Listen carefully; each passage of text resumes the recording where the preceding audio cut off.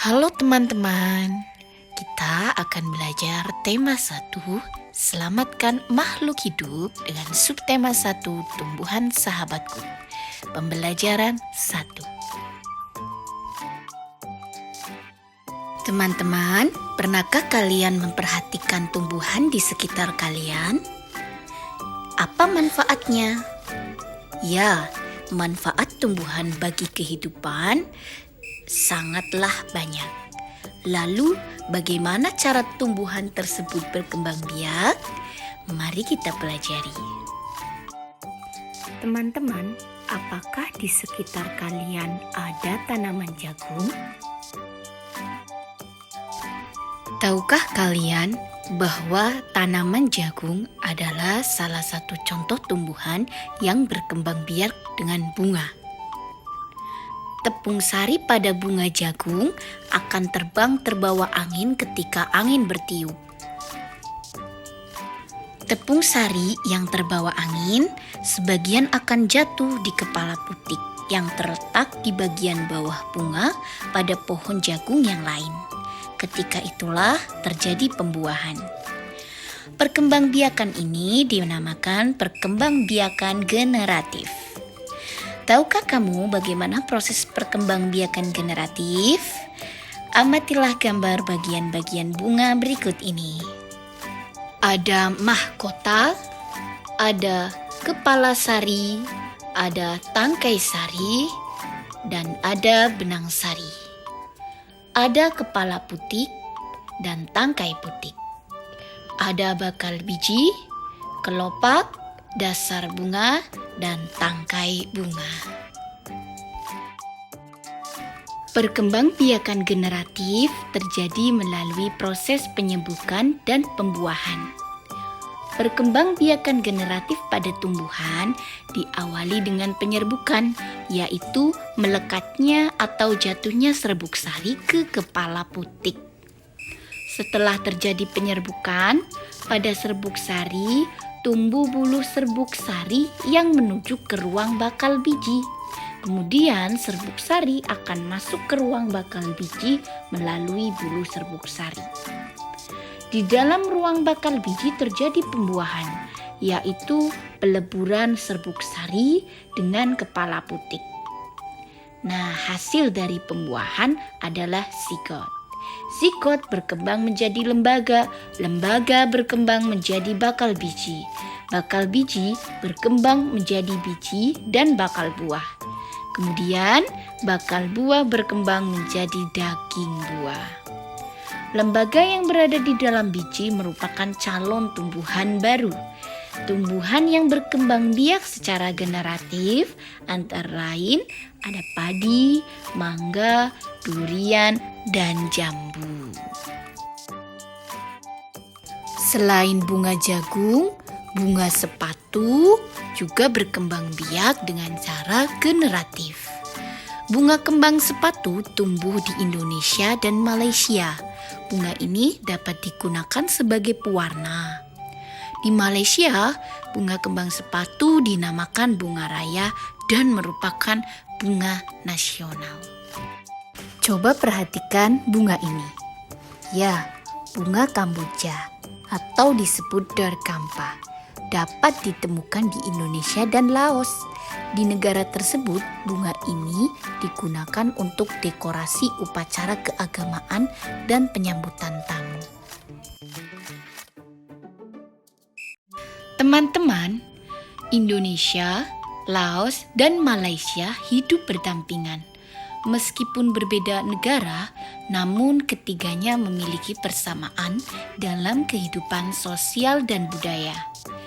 Masih banyak negara lainnya yang memiliki kesamaan.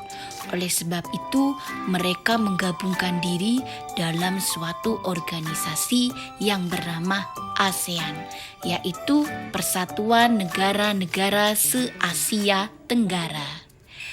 Ini adalah 10 negara ASEAN.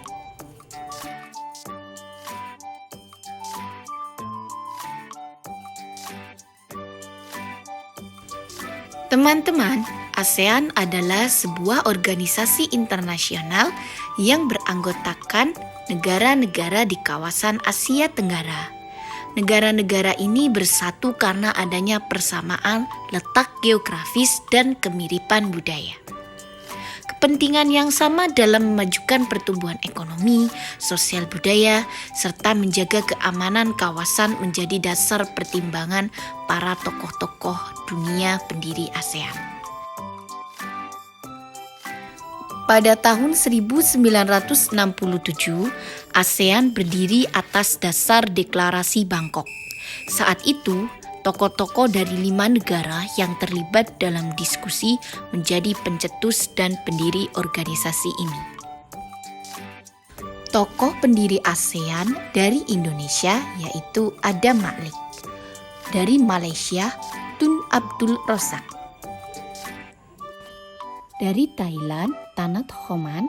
Dari Singapura, S. Rajaratnam. Dan dari Filipina, Narkiso Ramos. 5 negara pendiri yaitu Indonesia, Malaysia, Thailand, Singapura, Filipina bergabung pada tanggal 8 Agustus 1967. Brunei Darussalam bergabung pada tanggal 7 Januari 1984. Vietnam bergabung pada tanggal 28 Juli 1995. Laos dan Myanmar bergabung pada tanggal 23 Juli 1997. Dan Kamboja bergabung pada tanggal 30 April 1999. Berikut kehidupan sosial budaya masyarakat ASEAN. Yang pertama, Brunei Darussalam. Yang kedua, ada Malaysia. Dan yang ketiga, Filipina.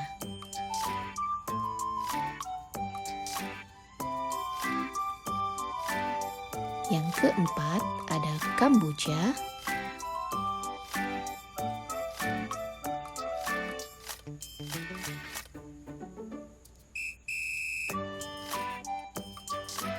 Kelima ada Myanmar.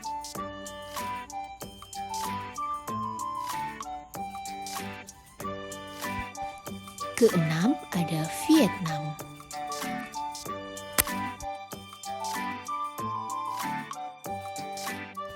Tujuh ada Laos.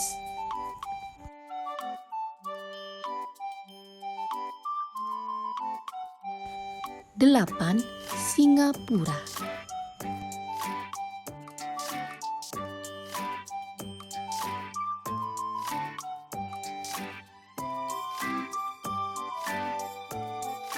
Sembilan ada Thailand.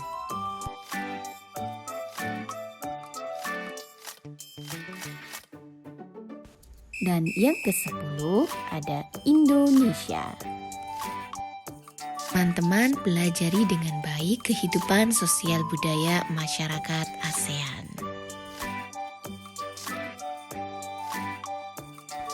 Setelah mempelajari keunikan negara-negara ASEAN, mulai dari kondisi geografis, bunga, hingga kebudayaannya, maka kita akan dapat menemukan perbedaan dan persamaan karakteristiknya.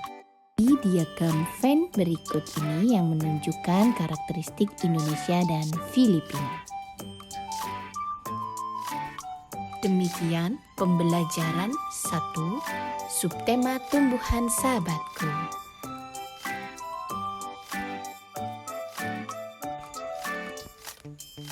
Terima kasih dan sampai jumpa di pembelajaran berikutnya.